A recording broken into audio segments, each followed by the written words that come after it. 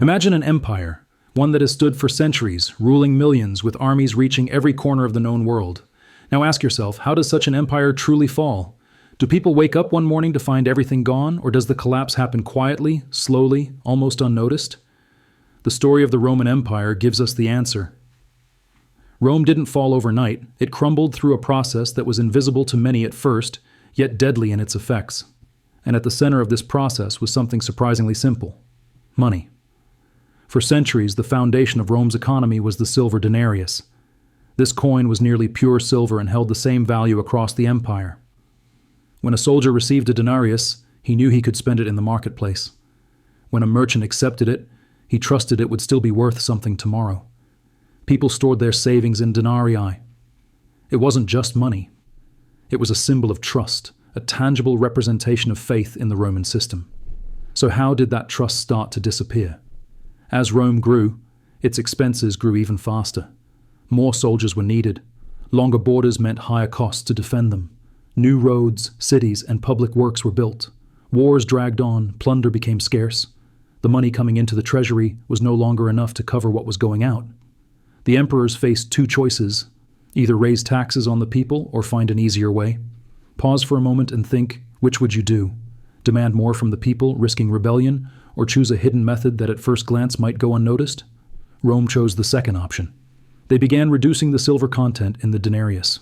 At first, it was only slight, almost imperceptible. The coins looked the same, weighed the same, bore the same emperor's face. But inside, their real value was slowly disappearing. Under Augustus, the denarius was nearly 95% silver. Within a few generations, it was down to 50%. Later, it dropped below 10%. Eventually, it became almost entirely copper, coated with a thin layer of silver. Now ask yourself, if the money in your pocket looked the same but bought less and less each month, how long would it take you to notice? The Romans noticed. At first, prices rose slowly. Something that cost 1 denarius might soon cost 2, then 3, then 5. Soldiers could no longer survive on their wages and demanded more pay. Merchants refused to accept the devalued coins, preferring gold or barter. When money lost its reliability, the economy stopped functioning. People stopped trusting coins and relied on trade and tangible goods. Local commerce broke down, collecting taxes became harder. And the government?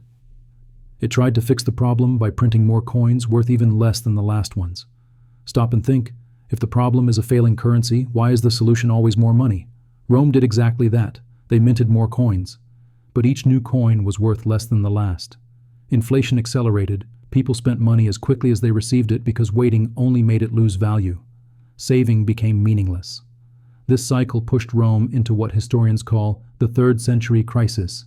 For nearly 50 years, the empire faced constant chaos.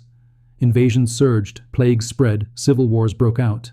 Emperors came and went at dizzying speed. Some ruled only for months. On the surface, it seemed like a political crisis, but beneath it was a collapsed economic system. The government tried to intervene by controlling prices. They set rules for how much goods and services could cost. "You cannot sell above this price," they declared. Those who disobeyed were threatened with harsh punishment. Now think about this. Can a worthless currency be made valuable simply by law? Of course not. In Rome, it didn't work. The black market grew. Official trade nearly collapsed. People stopped trusting the state and started relying on agreements between themselves. The collapse of the currency also weakened the authority of the government. Eventually, Rome abandoned the denarius entirely. A new gold coin, purer and more reliable, was introduced. It worked in the eastern part of the empire for a while, but for the west, it was already too late. The economy was weakened. There weren't enough resources to maintain the army, and most importantly, the people's trust in the government was gone. Here's the critical question. Did the barbarians destroy Rome, or had Rome already collapsed by the time they arrived? This story doesn't end with Rome. The same scenario has repeated itself countless times throughout history.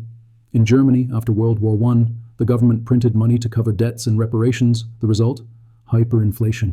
People's savings vanished, society became poorer, political extremism rose. In Zimbabwe, the same thing happened decades later. Money became worthless, prices changed by the hour. Eventually, the country abandoned its own currency entirely. Now bring it to today. Our money is no longer made of metal. Most of it exists as paper or numbers on a screen. Governments borrow endlessly. Central banks print trillions at the first sign of a crisis. Everything looks under control. But here's a question for you. If money is based only on trust, what happens when that trust falters? The story of Rome shows us that empires usually weaken themselves from within before any external enemies arrive. Collapse doesn't happen suddenly. It creeps in slowly, and often, by the time people notice, it's already too late. So what should we do? History tells us the truth, but the key is knowing where to look, and that's exactly what I'm here to show you. Reading history is not enough.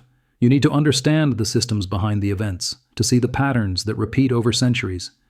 If you want to continue this journey with me, hit subscribe. There's much more to uncover, deeper lessons to learn, and history will guide us to better understand not just the past, but our present and future.